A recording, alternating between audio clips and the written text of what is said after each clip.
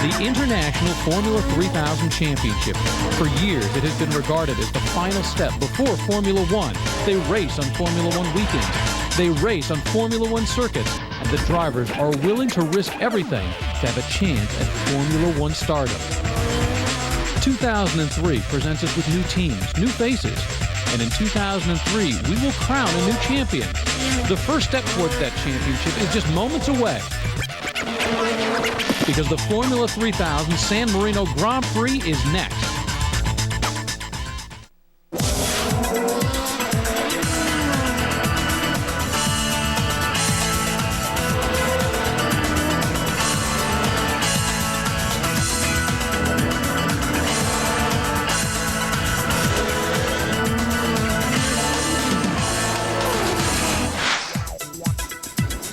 Hello and welcome to a new era in open-wheeled racing coverage. Speed Channel is proud to bring you live coverage of the 2003 International Formula 3000 Series.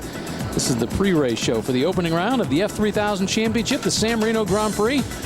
It's the Formula One guys. I'm Rick DeBrule alongside David Hobbs and Steve Matchett. And today we are talking Formula 3000. David?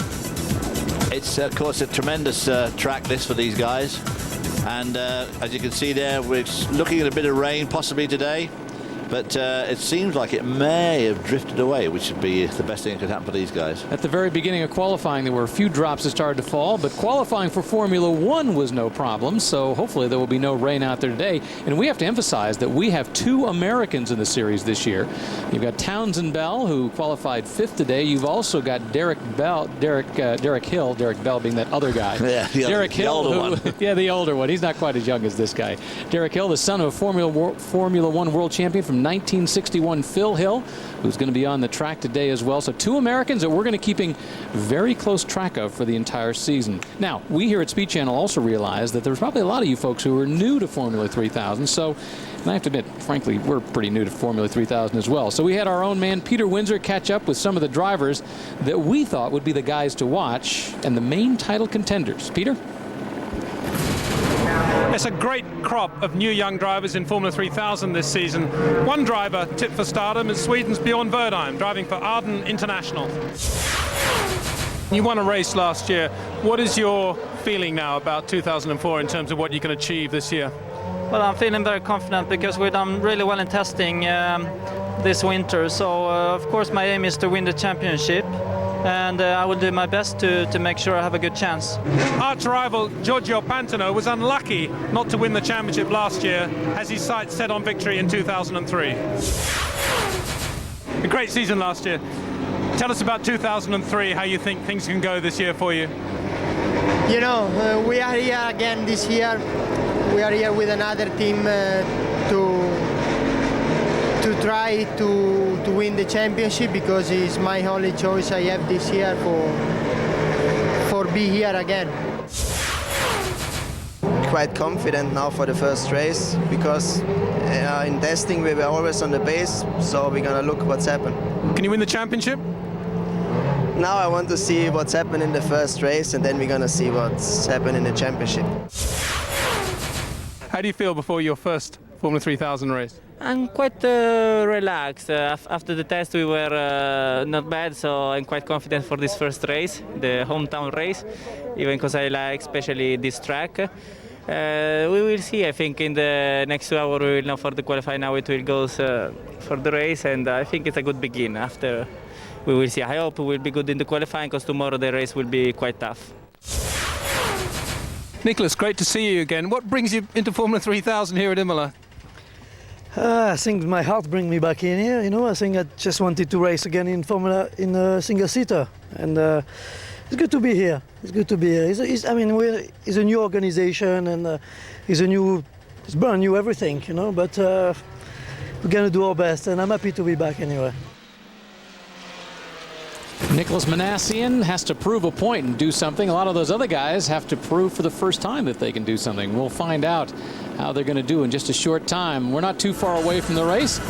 By the way, when we return, Peter Windsor is going to introduce us to a couple of the American drivers who are in very good positions to have great seasons. Stick around. Speed Channel's coverage of the Formula 3000 season opener from Imola. We'll be right back.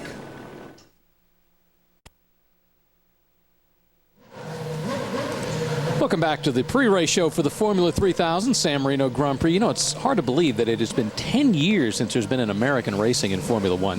And this season, Formula 3000 has 2 American drivers in the field. So we figured it was time to get to know Derek Hill and Townsend Bell just a little bit better. For American fans, of course, the interest is in Derek Hill and Townsend Bell. I caught them both as they left the driver's briefing late on Thursday afternoon. In a way, you've earned your spurs in Europe. You did the Italian series, you've done the European series now, but now you're with a great team. I would imagine that it just feels fantastic after what you've been through. Oh, yeah, absolutely. In fact, every year you want to see progress, and in F3000, it's not just progress to be here. You have to be with the right team and be with the people that are going to allow you to run at the front. And I think with Supernova, it's my best chance yet. Tell us a little bit of the rocky road, the story of how you come to be in the paddock here at Imola. Well, sort of an up and down year in kart last year, but it's a, I think a big opportunity everyone would acknowledge to try to be the next American in Formula One. And spending a lot of time in the paddock last season, the last 5 races of the Formula One season, the message was pretty clear that if you wanted to prove yourself to the Formula One community, that F3000 was the place to go. So after giving it a lot of thought, I packed everything up and moved to England, and we're here at Imola for the first race. Are you thinking, as we stand here now, are you thinking of winning the championship? Is that what it's all about? I'm always going to be aiming for the top, and when you're with a team like this, you can realistically have those goals. So absolutely, I want to go for the championship from day one. What are you expecting of yourself this year? Well, we're trying to be reasonable. The biggest difference is all of the formality, standing starts, the procedures on pit lane, the lights, the flags. There's some nuances that are different there. They're subtle, but they are different. So I'm expecting the first weekend just to kind of go through the motions and sort of figure it out as I go. I've read the rule book. I've asked lots of questions, and now it's just time to go through the experience. But as far as pace, I mean, we've been pretty reasonable in the testing. Again, quick at all circuits, and on that front, I feel pretty confident. It's all about getting that first win, and it's going to start here at Imola. Going for it. I'm happy to just go out and race, have a good time, and push hard, and hopefully show what I can do. And if that happens, maybe we'll get a shot. So one of those 2 guys going to be the next American in Formula One? Well, hard to say, but they are definitely closer at it than anybody else out there right now. They are in Formula 3000 under the eyes. We'll have another report from Peter Windsor in just a moment. This time he's going to help us understand some of the technical advancements in Formula 3000 for the upcoming season. Stick around.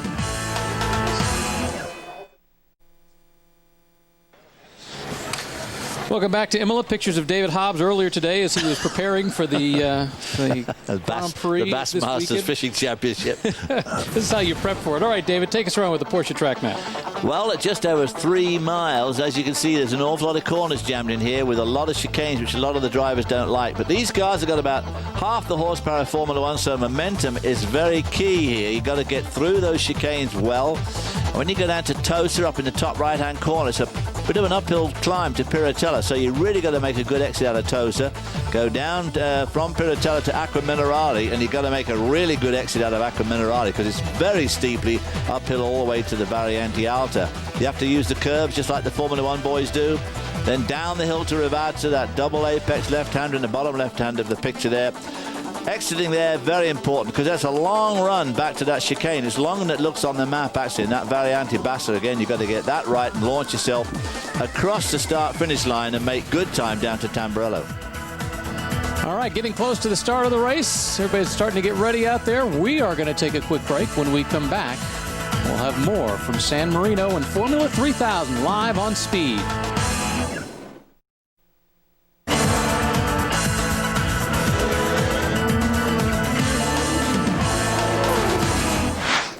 Welcome back to the pre-race show for the Formula 3000 San Marino Grand Prix. Time to focus on the F3000 car itself. I've had a lot of questions about what is this thing? What is this F3000 car? Steve, why don't you describe it? All right, well, let's have a look at the machinery. It is a one-make formula. The Lola B250 chassis was introduced last year. It's narrow track, which means it has now been made to Formula One dimensions. 1.8 meters is the maximum width across the car. 1455 pounds is about 660 kilograms is racing weight, including the driver. That's 60 kilograms more than a Formula One car. 1,590 pounds of downforce at 150 miles an hour. The fuel cell, 31.7 gallons, but remember, you cannot refuel during this race as you can in Formula One. The wheelbase, 3 meters, which is about an average Formula One as well. The tyres are a control tyre made by Avon. They are slicks, the same dimensions as the F1 tyres, but they do not have the circumferential grooves going round as the F1 tyres do. They are slick, 3 sets per weekend. The power is supplied by a 3-litre V8 90-degree Zytec engine that is tuned by Judd. Everybody has the same engine. All the equipment is the same. 460 brake, half of that of an average Formula One engine. And look at the rev limit, down to 9,000 RPM. It is a 6-speed transverse gearbox, which means you can change gear ratios much more easily than you can in a Formula One car. You can do that with the gearbox in place. There is reverse on these cars as well, of course. Rico? Well, you know, Peter Windsor caught up with Paolo Coloni, one of the team owners for Coloni F3000 and Red Bull and junior teams, to look at some of the technical aspects of F3000 and the fact that there are some new features on the cars this year. Peter? If you could just show us the modifications that have been made to the technical regulations for 2003. I gather the cars are actually going to sound a bit better this year. Is that right? Yeah, we have a new exhaust system that's basically is being modified this year, and that will give a different sound that is really lovely, and of course a bit more torque to the engine that is already, 470 horsepower. So basically, as you can see, we got the final of the exhaust that is going from the 2 into 1, and is going as well over the lower plane of the rear wing, and this is as well for the aerodynamical side, giving much more downforce to the rear. We are really happy with the car. That as well, we have new inside gearbox that will give as well longer life to the gear ratio. And it's perfect. I'm happy with the car, with the package of the suppliers. Really, really good. Just one final question, very simple answer. How much does it cost to buy a drive in Formula 3000 for the year with a team like yours, with all the testing, all the equipment you need? In US dollars, please. In US dollars. I think the normal price should be around $750,000. After, depends as well from how many testing you want to do. And of course, to rent a circuit like Imola, we were paying just $25,000 of renting per day. That is a chunk of change. For only $750,000, you too, David Hobbs, can jumpstart your single-seater career. Stick around. We're going to take a quick break. We'll be back with Formula 3000 on Speed right after this. Welcome back to Imola. Speed's coverage of the Formula 3000 series. Less than 10 minutes until the cars roll off, and we've been talking about that this is the step to Formula One. Let's take a look at some of the former champions and what they've gone on to do. Sebastian Bourdais, last year's champion, running in kart this year. Justin Wilson, he's in Formula One. Nick Heidfeld in Formula One. Juan Pablo Montoya in Formula One. Absolutely, definitely in Formula One. Ricardo's on to then Jörg Muller, whose career seems to have come to a bit of a sort of bypass halt. Vincenzo Sospiri, we don't see much of him. Jean-Christophe Bouillon won Le Mans as well. Olivier Panis, obviously in Formula One. Luca Badoer, there's the test driver for Ferrari now. Christian Fittipaldi did kart for a long time and is now trying his hand at Winston Cup. And more. Eric Comas in 1990, Jean Alesi, Roberto Moreno, worked with both of those guys, worked with Sospiri as well at Benetton, so 3 of the former champions of now. Stefano Modena was a name that was hot on everybody's lips in Formula One when he came into Formula One. Again, one of those guys that somewhat fizzled out. And Yvonne Capelli, I remember watching him doing Formula One in the Leighton House marches back in 88 and 89. He looked pretty strong then, but again, he's down to doing some Italian touring car championship stuff, and he was at Le Mans 24-hour race this year. But only 3 of those Formula 3000 champions have ever gone on to actually win in Formula One. That was Montoya, Panis, and Jean Alesi. Looking at live pictures on the cars as they're coming up on the grid and starting to form up. They're going to take a formation lap in just a moment. Remember, they do standing starts just like Formula One. Now, as we wait for the start of the San Marino Grand Prix, we want to get you up to speed on what happened last season during the first 2 rounds of the Formula 3000 season.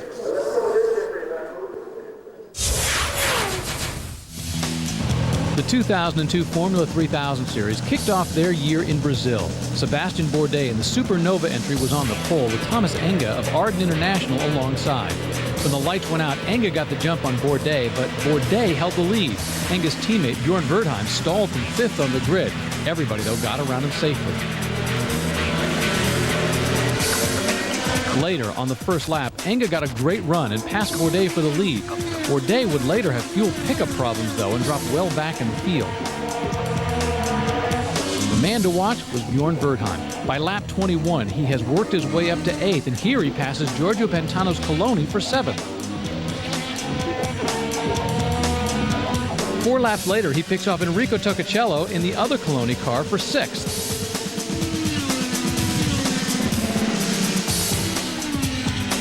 Thomas Enga had the race in hand until electrical problems forced him to retire, which then handed the lead to Rodrigo Sperafico in the Durango, much to the delight of the Brazilian crowd.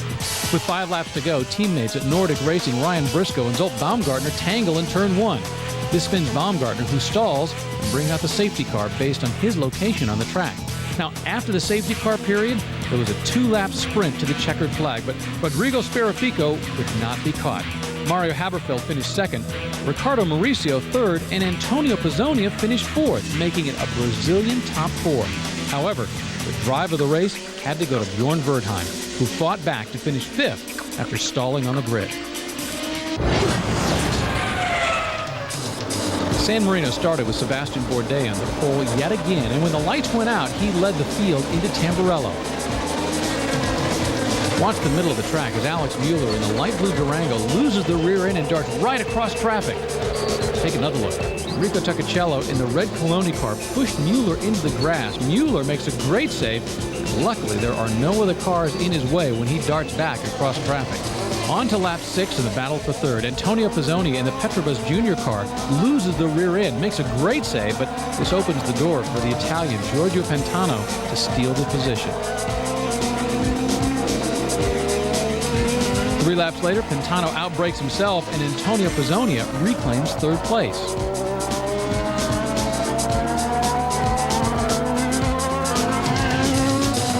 Late in the race, Mario Haberfield in the white Astra Mega entry hunts David Salins in the Minardi. Salins spins the 2-touch tires, and Haberfield goes airborne but lands on all 4s. With 3 laps to go, the battle for 3rd was finally decided when Pizzonia goes wide and opens the door for Pantano to snatch the position for good. At the line, it was Sebastian Bourdais. From flag to flag, Rodrigo Sperafico backs up his win in round 1 by finishing 2nd for Durango. And Giorgio Pantano delighted the home fans with a podium finish in the Coloni entry.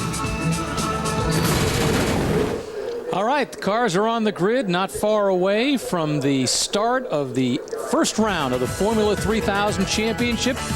You're going to see it live right here on Speed for the first time ever, so don't go away. We'll be right back.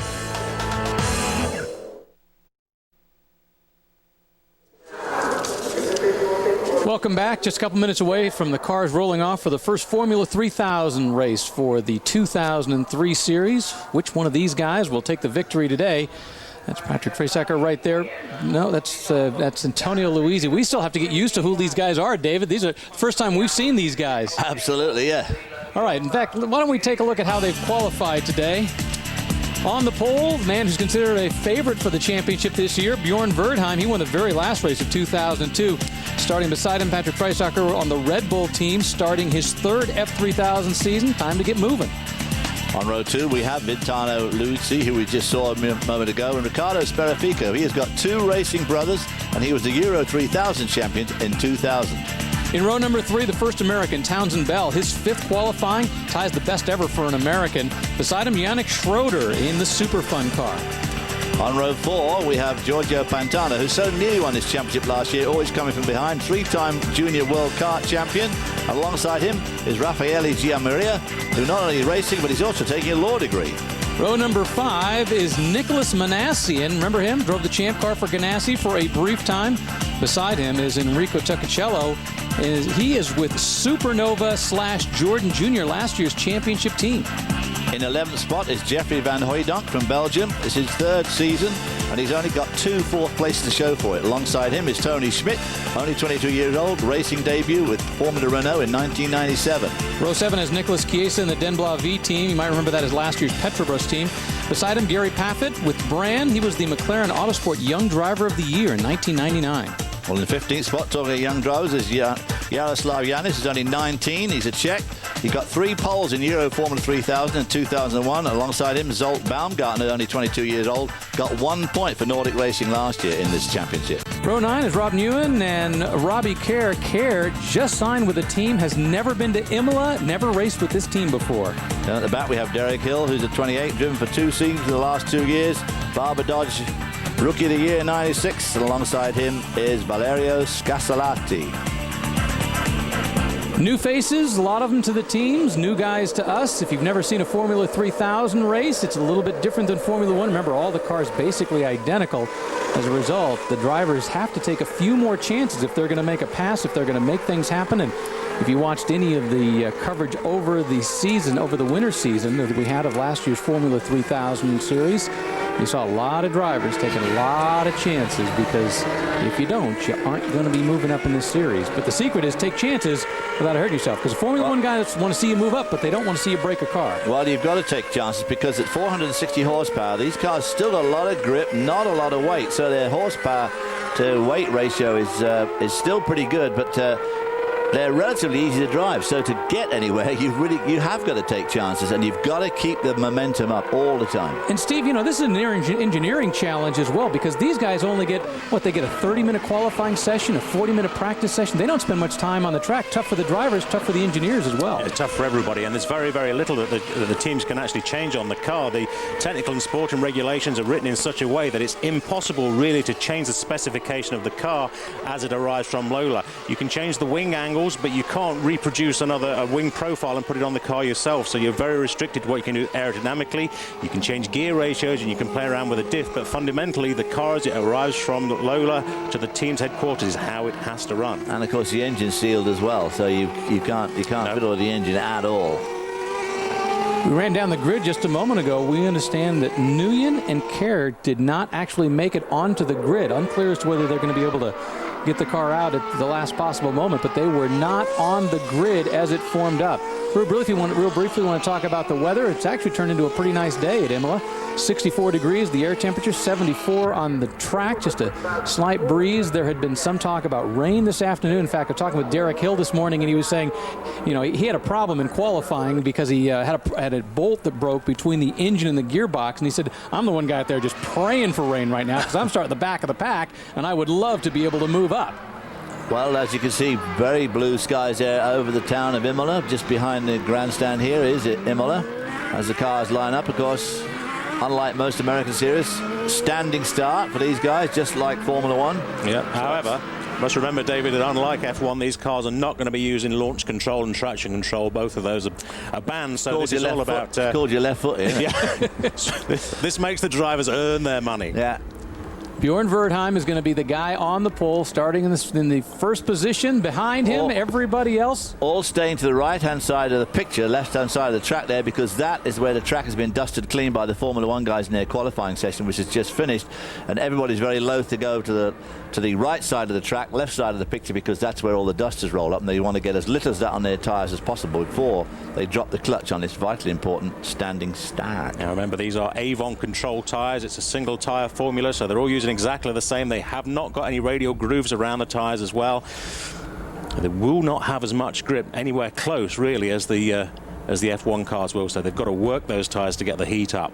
All right, standing start. Bjorn Verdheim, the guy on the pole. This is the beginning of the Formula 3000 series. This could be the beginning of a Formula 1 career. Who's going to win it today? We're about to find out. They're off. Ooh, somebody getting squeezed under the grass there. All pouring down to the Tamburello complex. You see the two Red Bull cars almost side by side.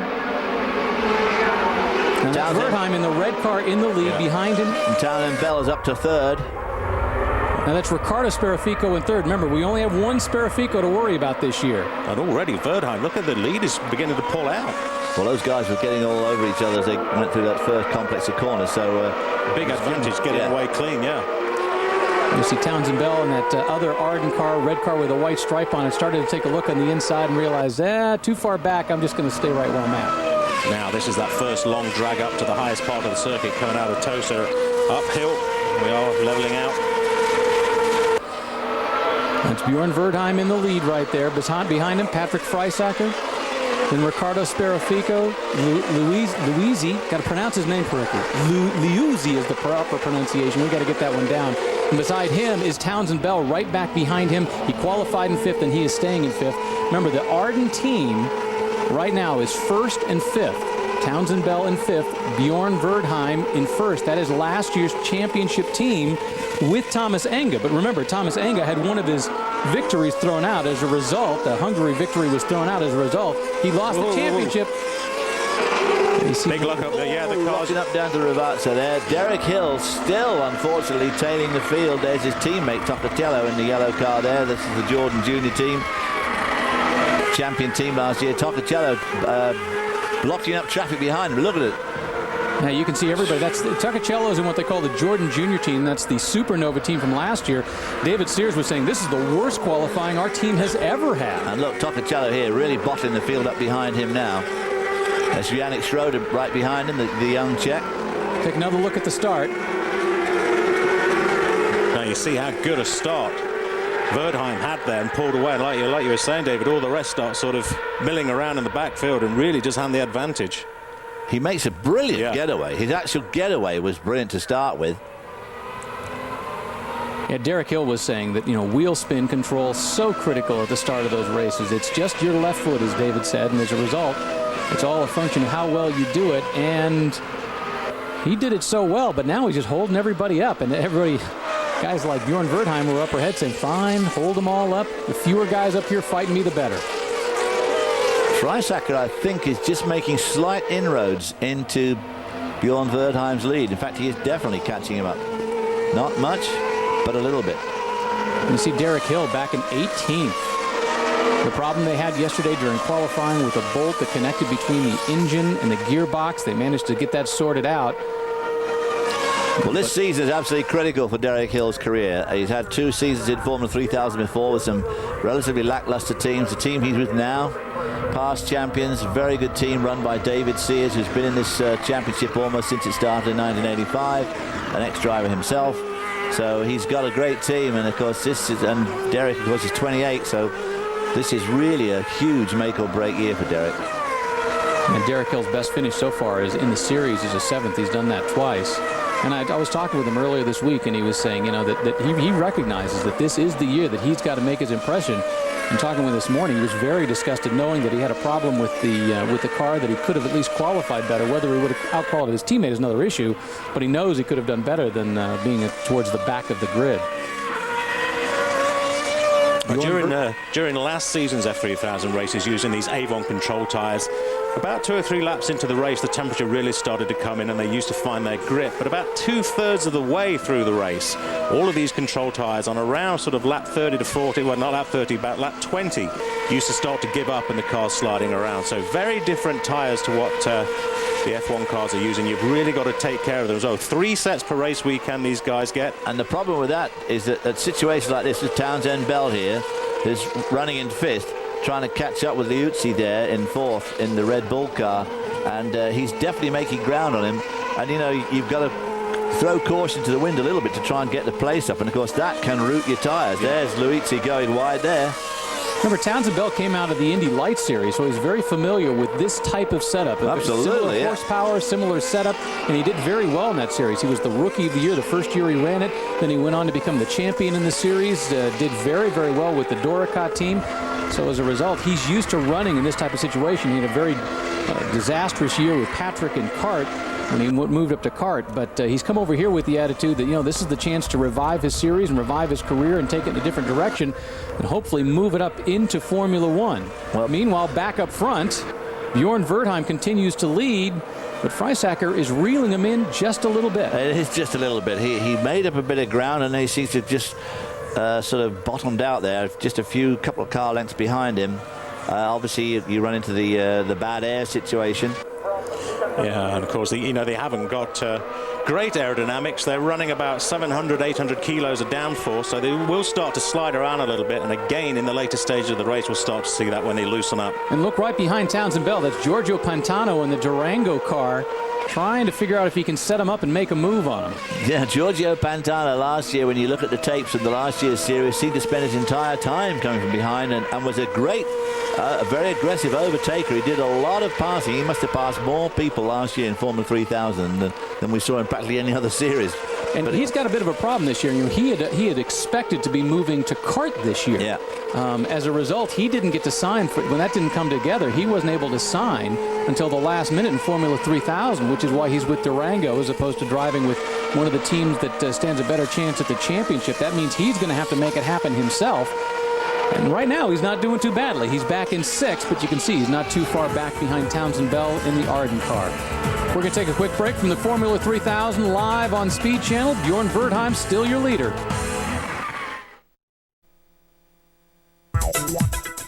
This Speed Channel presentation brought to you by Audi. In technology, performance, and design, our goal remains constant. Never follow. Welcome back to Speed Channel's live coverage of the Formula 3000 series. This is the very first round for the 2003 championship. This is Imola, and this is the first race of the year. Bjorn Verdheim is the leader, but Patrick Freisecker right behind him has just turned the fastest lap, now has closed the gap to 0.7 of a second. But these cars, you have to remember, they're identical. You don't get to make very many changes in them, so ultimately it's the driving that does the difference on the track. Yeah, and around here, momentum is just so vitally important. If you just slip up a little bit and drop back a couple of 3 seconds, it takes you forever to pull it back. But the two leaders are really starting to walk away from the field. You've got the two leaders, Verdheim and Freisecker. Yeah, and I think you hit the nail on the head there, Dave, when you say it's the natural flow of the cars. Just as soon as you start to lose a little bit of momentum, you never get that back. You can't pull it back. But I wonder again whether or not these two leading cars of Verdheim and Freisecker are running a little less downforce as well, because there's so little you can change on the car, but they really are pulling away. But as you say, you know, the series is designed to show driver ability and equal machinery. So, you know, is the bottom line that we're seeing the best drivers doing the best job? Should mention Riccardo Sperafico in 3rd spot, having a very, very lonely race. He's a long way behind the two leaders and a long way in front of 4th spot. Should mention that we had said earlier that Robbie Kerr didn't make the grid, and the other car that didn't make the grid was Jaroslav Janis. So those were the two cars that didn't make it out. Very unfortunate for Kerr. This was a one-off race. He's never been here before. He was hoping to do well. They weren't sure if he had enough money to make it to the second race, and now he's not even going to make this one. I wonder if that's because he just didn't come up with the money at the last minute. The check bounced. Oh, it certainly happens. I don't know about his check bounce, but he may not have been able to come up with the necessary finance towards the end. It's not uncommon for team owners in this type of series to say, you know what, if the money isn't there by the start of the race, you are not driving, despite the fact that we've already invested for this weekend. Technically, it doesn't cost them another penny to do it, but they want to make the point that you're not racing on my money. Well, it saves a few sets of tires, it saves the engine, saves the transmission, saves the car, and, of course, saves, most important, the potential for a crash. Now, Sperafico's lying 3rd. Was a bit canny last year when, as Steve has already pointed out, these tires tend to give up towards about 2/3 distance, depending on how hard they're being driven. As you can see, the sun's out, track temperature must be going up, and Sperafico was pretty good at saving his tires towards the end and making late charges. So, well, in this sort of formula, in this single make formula, that sort of thing, the car craft of looking after the car, making sure the thing is going to get to the end, is of vital importance, of course. And remember again that these cars are not gifted with carbon fiber brakes. They have to use cast iron. They're on steel brakes, front and rear. The dimensions are all specified. They have to be a maximum dimension of 28 millimeters and 25 millimeters thick cast iron disc front and rear. So there can be no advantage. The biggest advantage really of using carbon fiber is it's so much lighter, about sort of 12 kilos, 24 pounds per car set lighter. But the braking, the ability of the cars to brake there, I think Bjorn Verdheim, you know, is driving harder than his. Oh, here we see a pass going past the start finish line. That's Zoe Baumgartner. Zoe Baumgartner passing Gary Paffett. He makes the move. Can he hold on to it? Looks like he's going to be able to pull it off. Zoe Baumgartner had a horrible qualifying. He qualified way back in the pack, back on row 8. Apparently, he had an electrical problem during the qualifying session, and as a result, Zolt, who had fully expected to be up in the first 3 rows. Oh, is he going to lose it again? Gary Paffett, of course, had a very successful run in the last couple of years in the German Formula 3 Championship. Paffett waiting to see if he can make if Zolt's going to make a little bit more of a mistake, but he doesn't do it. Now, Gary Paffett looks to be carrying quite a bit of wing there to me, unless it's just the colour. Yeah, do you know, David, I was thinking exactly the same. I'm not sure if it's the white paint that makes it look like the wings. It looks like a lot of wings. Yeah. Zolt Baumgartner from Budapest, Hungary. Zolt Baumgartner was the guy we saw have that spin at the first corner at Brazil last year. He tagged his teammate, which is a bit unfortunate. Spun and stalled it. Meanwhile, back up front, Bjorn Verdheim continues to lead with Patrick Freisacker in the Red Bull car right behind him. We're going to take a quick break. We'll be right back with more.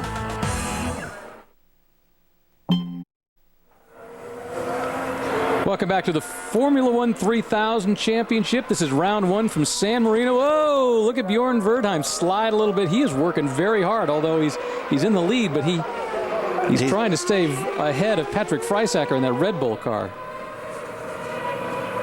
Well, join us tomorrow morning at 7:30 Eastern Time for live coverage of the big race here at San Marino, the San Marino Grand Prix. As always, we're going to start things off with the Acura pre-race show. You know, this week Peter Windsor will follow up on the Hans device to see if the verdict is out on its use, especially following those big crashes in Brazil. Once again, it all starts tomorrow morning at 7:30 Eastern Time, 4:30 in the morning for all you West Coast folks. Do it in your pajamas, live only on Speed. Meanwhile, we are watching Formula 3000. Up front, Bjorn Verdheim is the man in the lead. This is the battle much, much further back. That's Tony Schmidt. These guys were teammates last year at PSM. This year, they are competition for one another. Tony Schmidt in the Astromega, that's the white car. Chiesa in the Den Blau V, that super fun car right behind it. That used to be the Petrobras Junior team. Once again, they've changed. They've got a new look to them this year. That's Den Blau V. Super fun, a different team. Yannick Schrader, he's moved up a lot, Yannick Schrader. He had a poor qualifying.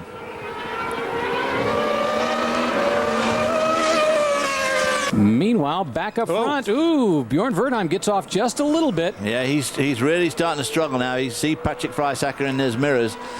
Look at that, sliding a lot. So his tires, mind you, Patrick Freisacker is not exactly stooging around here, but both these guys putting a lot of heat and wear into those Avon tires. Again, I'm trying to look at the downforce configuration on these cars to see whether or not they're running similar downforce. They don't seem to be too different to me. The wing settings on the back, I just wondered whether or not Verdheim was wanting a little bit more downforce, which was compromising him along those straight sections and allowing Freisacker to close up. But he's really put in the fight to Verdheim, that's for sure. And remember, like Indy Lights or like Atlantics, you can only make a certain number of changes. You can change some wing angles, you can change the camber, the caster, certain suspension settings.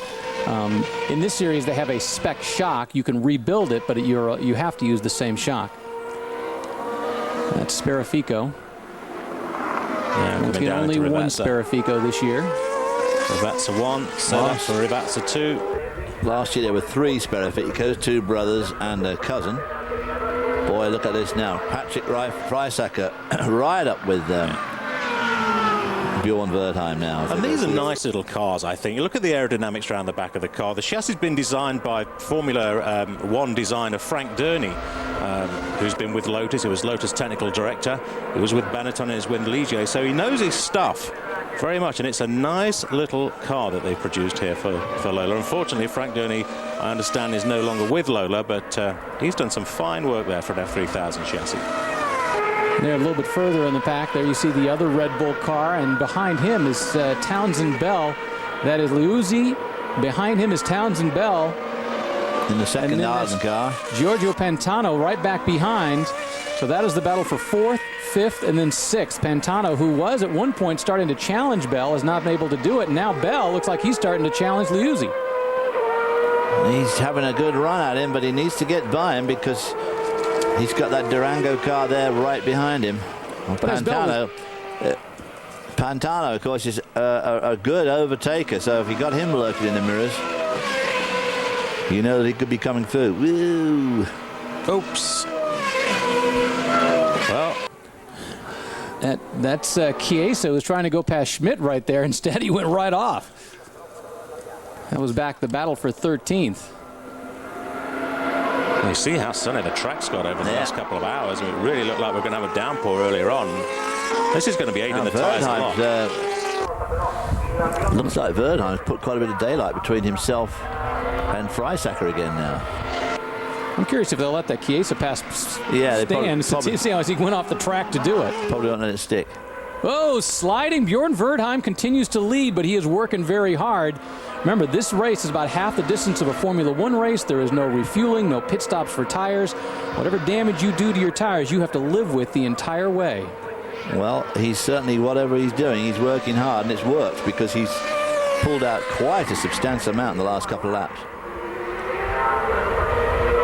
And that we saw Townsend Bell and then Giorgio Pantano go by. And then this is all the back of the pack. Their brief moment in fame. No sign of Derek Hill just coming to the picture there. But what happened to Liuzzi? Townsend Bell was right behind Liuzzi, and now Townsend Bell has fallen back into the clutches of Giorgio Pantano. Wait a minute, hang on. That's the other Durango car, and that is Nicholas Manassian in the red and white car. There, we're back up where we were. There we see Liuzzi, Townsend Bell, and Giorgio Pantano. Once again, remember, it's the first race of the season. We haven't gotten used to the new cars, the new colors, the new names. Takes us just a little bit to get up to speed here. Jim Maria, the law student there, having a good run. Now we're back to the battle with Townsend Bell being hounded by the car of Pantano. But as I mentioned, Pantano had dropped back just a little bit, and now he's sort of moved back up, not quite within challenging distance, but getting close. So we've got a really good battle for the lead, and we've got a really good battle for third, fourth, and fifth. Great story about Townsend Bell. Before he came to the track this weekend, his team owner said, hey, don't forget, you got to bring your driver's license with you. So I said, okay, sure. He brings his California driver's license with him. He gets to the track, they say, no, your FIA license. He had to spend 8 hours the other day getting his FIA license, including the fact that he ended up having to get a physical, had to go to a hospital in Imola where they didn't speak any English, convince him to give a physical that night, and they just kept saying, I'm a race car driver, and his wife Heather was saying, Pilato, and finally they got into it and had a great time doing it, but he only just barely got his license, his FIA license. That's a great story. He's had one, but it just didn't have it with him at that moment in time. We're going to take a quick break as we watch the battle for 4th, 5th, and 6th on the track for the Formula 3000 race at Imola. Is that Pantano? Game over. Welcome back to the San Marino Formula 3000 race. While we were away, all kinds of things going on track. Most specifically, Giorgio Pantano. You saw him in the pits just a moment ago. The reason being is he got into the back of Townsend Bell. Down at Tozer, goes down to overtake him on the inside there. Townsend Bell, unfortunately, this is a bit of a tit for tat. Townsend Bell gave him a great big hole. Pantano obviously stuck his nose in it. Spun Bell around, who had a tremendous, obviously stalled it, you saw from that puff of black smoke, got it going again on the air starter, and then Pantano pulled into the pits. That's one of the Astromega cars. Ben Hoyda, that's Tony Schmidt, who got spun around on the track just a moment ago as well. Meanwhile, up front, Bjorn Verdheim continues to lead easily, but this is one of the battles in the back of the pack. Should mention Townsend Bell was able to get the car turned around and back underway. Unfortunately, he did so at the very back of the pack, but Giorgio Pantano. Yeah, we didn't really see what happened to Pantano. He came in and took the steering wheel off, whether or not they had suspension damage on the car. That's Tony Schmidt doing his spin right there. Nicholas Chiesa in the number 7 car, right in the middle of all this kerfuffle going on. There he is. One nice little feature on these F3000 cars is they have to have onboard starters. Now, normally these things are air powered as opposed to being battery powered and electrical powered because of the penalty of using the heavy battery and the cabling and the ampage that an electrical starter would pull, but they have got the ability to start the cars if they stall on track. That's Nicholas Manassian in the front car there. under heavy pressure from the Durango car. Manassian once again trying to jumpstart his single-seater career. He had been in Formula 3000 a number of years ago, went over to drive in kart with Chip Ganassi, and was the original teammate with Bruno Junqueira. That did not go well. Last year he spent an NASCAR in England, and now he's trying to get back in single-seaters, and now he is under attack. Gianna Maria behind him in the Durango car, who hasn't got a lot of experience, really, giving Nicholas Manassian, who has got a lot of experience, a really tough run. And is that Tony Schmidt? Looks like he's in the pit area. And once again, you make a pit. Oh, there you go. Down the inside. Inside. Battle for seventh. Jean Maria gets past Nicholas Manassian. So Manassian gives up, and that's Rob Newen going around the outside of him. Rob Newen, of course, who this time last year had only done 10 car races. This guy has really come out of the blue. He's from Australia, from Vietnamese parents, and last year now he's living actually in Austria, but from Australia. That must confuse everybody when he's AUS what? So, can young Gia Maria pull away here from Rob Newen? Behind him now, Nicholas Manassian just lost 2 spots there on that one lap. And you're talking about momentum being so critical. Exactly. You lost that momentum, and Nguyen was able to get by. Then right behind him now is Chiesa in the 7 car.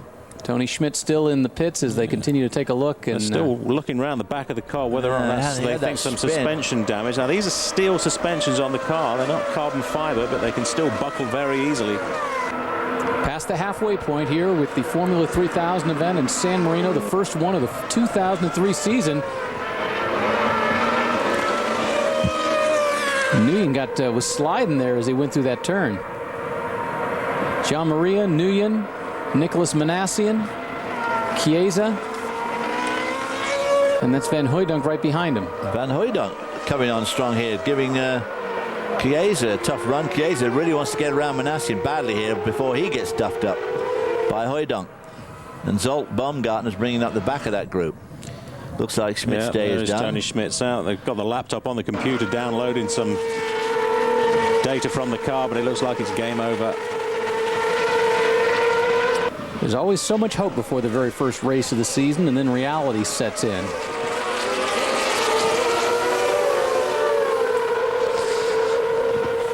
And you see this as they slide through once again. They don't change tires during the race. They don't add fuel. If they change tires, they're in trouble. So they have to live with whatever damage they do. Well, it's clarification on that.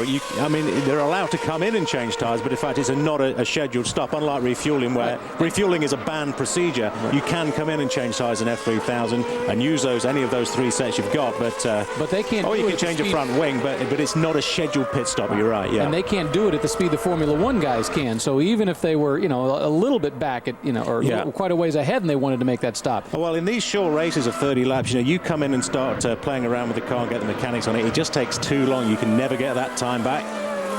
That's Gary Paffett. He's off in the sand right there in the gravel. He's trying to keep it going. But he does a good job. Finds a little escape road there. Let's see what happened. He gets tapped from behind by Derek Hill. Oh, and there's some damage to the front wing. Yep, runs into the back of him going down to the Rivazza. So a great day for the Americans so far. Townsend Bell getting hit from behind, and now Derek Hill doing the hitting from behind. This is the Formula 3000 race from San Marino. We'll be back with more in just a moment.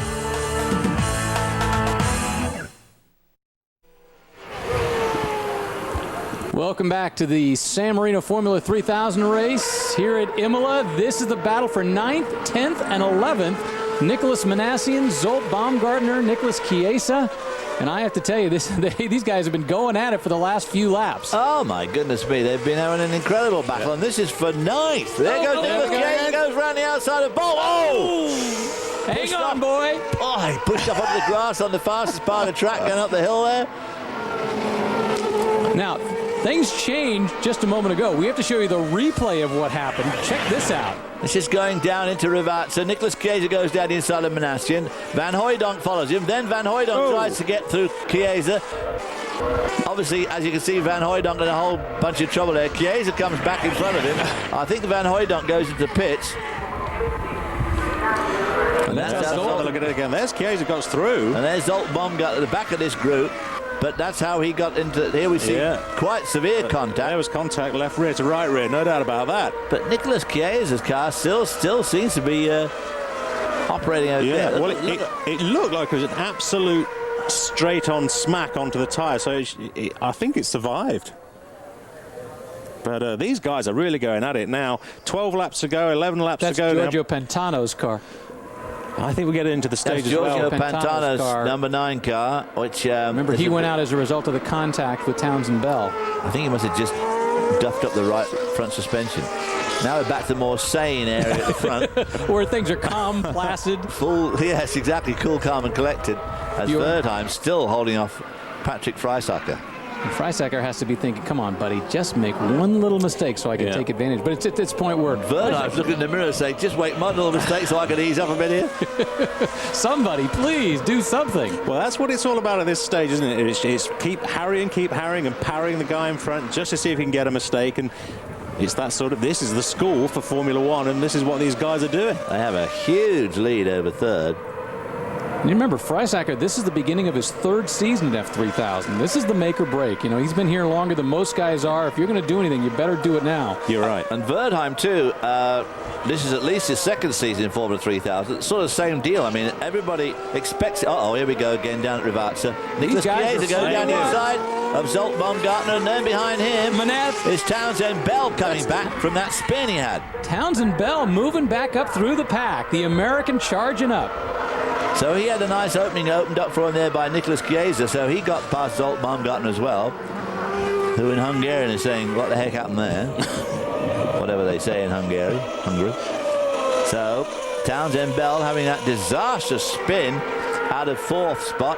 Now he's back up to 11th, having gone right to the back of the field. The other American, Derek Hill, is out, running into the back of... Who did he run to the back of? Anyway, put him out. Townsend Bell, the San Luis Obispo kid, making it happen, at least moving back up to 11th. With all things considered how far back he was, that's not a bad improvement. No. Remember, he was running in 5th when he got hit from behind by Giorgio Pantano, and now the secret is, can he catch up to the guys and make another move? And, you know, probably not going to get, as the laps begin to wind down, not likely that he's going to, well, he could potentially end up in a points. But we don't know where 8th is ahead of these guys. Nicholas Manassian under tremendous pressure here from Nicholas Chiesa, who's under pressure from Townsend Bell, and it was Manassian's teammate Gary Paffett that Derek Hill ran to the back of. And now we're getting into that stage. If things are the same as it was last year, where these Avon control tyres are going to start to give up and you'll start to see the cars slide around an awful lot. Of course, the other thing is that the drivers are now going to that stage of the race where they have to make things happen. So they're prepared to risk a little more. Something's going to happen soon, I tell you that. Manassian is... Oh! There we go. He's going up there, Townsend Bell thing, and that's it, boy. You go a bit wide. He lost momentum. There he goes. He's trying to take a look to the inside. Goes down the outside, coming to Rivazza. Can he outbrake him into the Rivazza? Easily. Oh, yes, he's definitely got him. So now he sets off in hot pursuit of Nicholas Manassian, who's breathing a sigh of relief, but not for long, I suspect. And remember, Townsend Bell did qualify 5th. He qualified ahead of all these guys. He should have a faster car. Of course, after we've been battling all through the race between tires and running off and all the other incidents, it's hard to say exactly what the condition of all the cars are. Well, of course, it's the same thing with racing worldwide. It's easy to go faster than somebody and catch him up, but at a track like this, it's not easy to administer the old coup de grace and get by him. No. Imola is traditionally a very narrow track, and there is only one racing line, has caught up, and as Nicholas Chiesa has got his thoughts together again, he's now giving Townsend Bell a harrying from behind. So Townsend Bell wants to get around Manassian, which I think he... Oh, look at these close right up behind. Oh, can he do it? Manassian doesn't force the issue, and Townsend Bell gets through in the same place where he... Whoa. He lost momentum, Manassian, and Chiesa pulled out, and he's got by it, and Baumgartner's going past Manassian as well. That's out of Tosa going up the hill. Manassian, something must have gone wrong with him there. He seems to always given up. How many guys can you get past by? No, he was up in the thick of all that. But, you know, it's hard to say how many times these guys have bumped wheels and had problems, so anything is possible on those cars at this point. So Bell's 9th, Chiesa's 10th, Baumgartner's 11th, and Manassian is back into 12th. So the thing about... Whoa, Chiesa, right off the grass at the Variante Alta. There goes Zolt Baumgartner picking up another spot to get on his pass. How many times has Zolt Baumgartner passed Chiesa? What, 2 or 3 times so far? They traded positions back and forth. Chiesa having what one would call a fairly adventurous day. He got belted severely down there by Van Hooijdonk going through Rivarza last time. How it didn't bend his suspension is a miracle to me, because it was a much harder belt than Pantano got when he ran. I think they were just lucky by the fact it was a head-on straight hit onto the tyre. And there you see Manassi and squirrely as he goes over the curbs. It's gotten very interesting here as the laps are beginning to wind down in San Marino. We'll be back with Formula 3000 in a moment.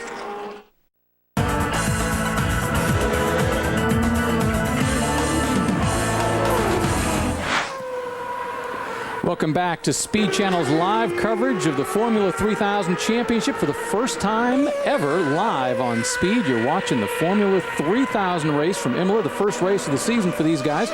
Rick DeBrule along with David Hobbs and Steve Matchett. These are the leaders, that is Bjorn Verdheim and Patrick Freisacker, who have stayed in this position for almost the entire race, but these guys are working very hard to hold on to these positions. They're working hard, and they're working their tires pretty hard, but both of them seem to be going okay. Now we drop back in the field. That's Toccocello. Oh, and Derek Hill. Derek Hill's still going around. That is Derek Hill. But it's hard to say what place he's in. Remember, he had the problem where he had the incident a little bit earlier, lost a part of his wing. That's Toccocello right there. That's Toccocello, yeah. That's Derek Hill in front of him, about to be a lap down. We didn't see whether or not Derek Hill came into the pits to have that wing replaced. We did see the damage to it. Whoa, side by side around Tosa.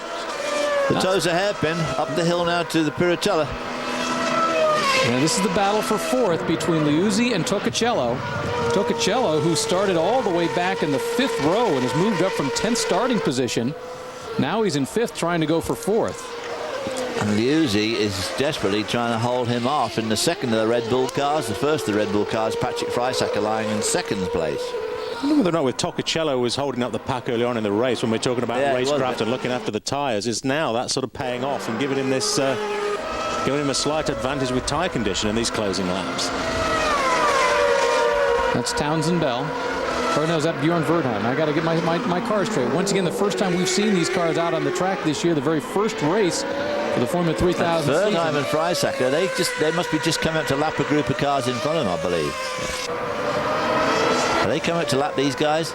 Oh, yeah. Which is that guy, Paffett or Nicholas Manassian there? I think that must be Paffett. That's Gary Paffett a lap down, having been run into the back of by Derek Hill, who's also now a lap down. That's right.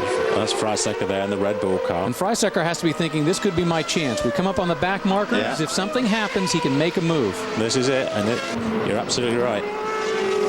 Meanwhile, the two guys ahead of him are trying to battle it. Ooh. Bjorn Verdheim won the very last race of the 2000. This is going to get exciting here now. Gary Verdheim's right, about to come up on Paffett. Well, these guys watching their mirrors. Who's that he's dicing with? Once again, the two cars in front are not part of the battle. They're about to get lapped. Well, they seem to be battling each other. Bjorn Verdheim swinging out to the inside. So this could be Freisacker's chance, but it also could lose. Here he comes. Move. He goes underneath. No, that's under Paffett. That was the back marker. He could lose time as well. There you see the second car in that series is Bjorn Verdheim. Then you've got Patrick Freisacker. Paffett let him by easily, which was the important thing to do. We're going to take a quick break. We'll be back with more from Imola right after this. Welcome back to the Formula 3000 San Marino Grand Prix. Don't forget to tune into Speed tonight at 7 o'clock for Speed News. Ralph Shaheen and Dave Despain will get you up to speed with all the latest motorsports news and race results. Once again, that's tonight at 7 o'clock Eastern Time, only on Speed. While we were away, Bjorn Verdheim and Patrick Freisacker managed to get by the back markers. Bjorn did a little bit easier than Patrick did. Patrick's had a little bit of a gap he's got to squeeze and catch up. But the important thing is he managed to get through cleanly. This is the battle for fourth. Liuzzi with Toccocello right behind him. Remember, Toccocello driving for the Jordan Grand Prix Junior team. That's the team that last year was called Supernova. Toccocello keeps having a look. In fact, Sebastian Bourdais won the race here last year, flag to flag driving for that team. I wonder whether or not There's the Toccacello's second team. tyres are. Whoa! Subsidy. That Nicholas Chiesa. Nicholas Chiesa and Zolt Baumgartner come together. Nicholas Chiesa having yet another adventurous. Wow. Nicholas Chiesa has definitely had a pretty adventurous. Bits flying off it now. I think that was a bit from the rear bodywork. I thought there was a diffuser strake or something coming out from underneath the car. He's hit practically every part of the car so far. I'm surprised he's got anything left. I'm amazed the thing's still going. They should make these cars like the old Stadium Truck Series, where they're designed to fall apart as they go through, you know? How many incidents have you had? How many body parts have you got left? Well, let's see how that affects the aerodynamics of the car. We'll see if we get a replay of this. Oh, Chiesa tries to get out. Oh, never had a canal shot. That was now that's going to hurt. That's the front suspension on Chiesa's car must be damaged. Made of cast iron. I mean, they are steel suspensions. And about as much chance of making that work is flying to the freaking moon. A testament to the construction of these cars, ladies and gentlemen, right there. Back up front, Bjorn Wertheim with 3 laps to go, still sliding through, but with all that sliding, we talked about the fact that was he going to work away the tires and lose some grip towards the end of the race? It doesn't seem to have done it to any major degree. They've both been driving very, very fast, setting fastest laps. They both had fastest laps as the races unfolded, and it looked like they were going to run the tires off, but they ain't. No, with the laps left, they should be. Now, Bjorn Wertheim came into this series this year as a favorite to win. He had the victory at Monza last year. He had a couple of second places. Driving for the Arden team. Ooh, jumping over the curve there. They're both trying hard. Yeah, I thought Freisacker was dropping back a little bit earlier on, but he seems to have clawed that pace back again. And this is that terrific battle for fourth. Liuzzi and Toccacello. Actually, Liuzzi seems to have got a bit of daylight between himself and Toccacello. Just a couple of laps ago, Toccacello was all over him. Yeah. I guess in relative terms, he still is. Liuzzi was the world karting champion back in 2001 and was the European champion in 1999.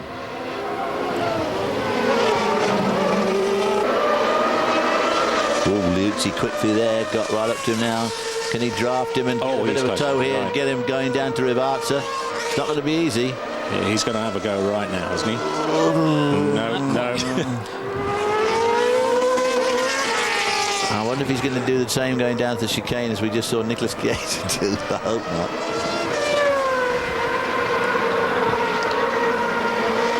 not. Laps winding down. Bjorn Wertheim up front. Patrick Freisacker right behind him in the Red Bull car. And they both seem to be sliding about the same. It looks like Wertheim's car's starting to get a little loose, but by the same token, Freisacker's car's doing exactly the same thing. You saw Wertheim just look over in the rear mirror just to make sure that Patrick hasn't moved up on him. Wertheim is using Thomas Enga's engineer from last year. So we know that Enga, who could have won the championship had he not been disqualified in Hungary, as a result, he definitely had the positions on the track for the season, but the engineer has now moved over to Bjorn Wertheim's car. Freisacker, with just a couple laps to go, trying to figure out a way. Can I make a move to the inside, the outside? He's got to do something if he's going to make this happen. Time is running out. Obviously, Wertheim's just thinking they've only got to hold on for a lap and a half or a lap and a quarter now. They're coming up to the last corner for the last time, but one. Freisacker thinking, oh my goodness me, how am I going to get around Wertheim with just one lap left? Here they come into the chicane. Watch these two chassis right now, how they handle this last corner. But remember, they've gone to the Formula One point scoring system as well, meaning that finishing second will get him 8 points. It will only leave him 2 points behind, which is not a bad place to be at the very first race of the season. I think he's just a bit too far back here. I don't see how he can make up the ground with just one lap to go. Is he going to take it easy here and just settle for second place, a dead certain second place? I tend to agree with you, David. I think that Freisacker was much closer 2 or 3 laps ago, and I think he's decided... discretion is the better part of valor at this stage. I think so. Or he may be lulling Wertheim into a false sense of security. He was quick last time up the hill out of Acqua Minerale and over the top there at the Variante Alta. made a very good exit from there, and of course it gives him that opportunity to maybe outbrake him into Rivazza, but it's a bit of a risky situation outbraking someone there. And you have to remember, of course, that all those F1 team managers are watching the TV screens, and better to finish second than throw it all away and do something stupid. Now then, down to the Aqua Minerale. He was quick through here last lap. Can he pick up time again? Ooh, I don't think so. He's close. Coming into this top chicane where he was very quick last lap. He manages to get a little bit closer, but I don't think he's close enough. Oh, no, I don't think he is. He's coming from too far. No, he won't be able to do it. He's coming from too far behind to try and outbrake him into Rivazza. Getting to the end of the very first Formula 3000 race of the 2003 season, Bjorn Verdheim, the man started on the pole. He has led the entire way, and the entire way he is being chased by the Austrian Patrick Freisacker, who seems to be closing up just a little bit, but he's not got a place to pass between here and the end of the race. That's it. There they go, coming on the front straightaway. The checkered flag flies, and Bjorn Verdheim is the winner of the first 2003 Formula 3000 race. Of course, all the pressure on these two blokes. Verdheim expected to win, Freisacker also. Meanwhile, there were battles going on in the back of the pack. There you see Toccacello trying to get by Liuzzi, but that's probably not going to happen either. We're going to take a quick break. We'll be back.